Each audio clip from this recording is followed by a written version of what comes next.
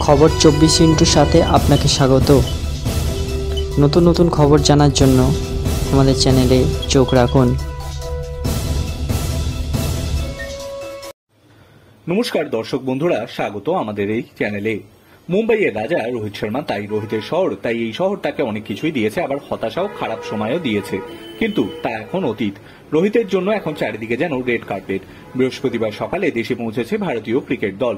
Champion হওয়ার পর বার্বাডোসে আটকে থাকতে হয়েছিল। বেরিল ঘূর্ণিঝড়ের কারণে বন্ধ ছিল বিমানবন্দর, সেই কারণেই দেরি হয়েছে টিম ইন্ডিয়ার। অবশেষে চার্টার্ড ফ্লাইটে দেশে ফেরা। প্রথম পর্বে দিল্লিতে নানা অনুষ্ঠান, প্রধানমন্ত্রী নরেন্দ্র মোদীর সঙ্গে সাক্ষাৎ, দ্বিতীয় পর্বে মুম্বাইয়ের নানা অনুষ্ঠানের সঙ্গে রোহিতের জন্য বন্ধুদের স্পেশাল স্যালিউট। টি-20 বিশ্বকাপের উদ্বোধনী সংস্করণে চ্যাম্পিয়ন হয়েছিল ভারত।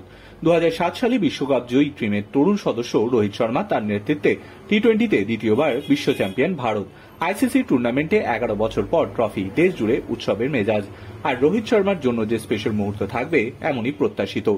ভিক্টরি প্যারেডের সঙ্গে এমনই এক মুহূর্ত এলো।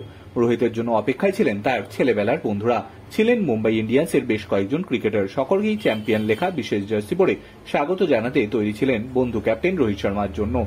রোহিতকে দেখতে পেয়ে বিশেষ স্যালিউট। এরপরও সেই চেনা রিক ফ্লেয়ার স্টুড। বিশ্বকাপ ফাইনালে ট্রফি নিতে যাওয়ার সময় রোহিত শর্মা এই মুভ করেছিলেন, যেভাবে রোহিতের দিকে এগিয়ে এলেন তার বন্ধু তিলক ভার্মার মতো ক্রিকেটাররাও। কাঁধে তুলে নিলেন ক্যাপ্টেনকে।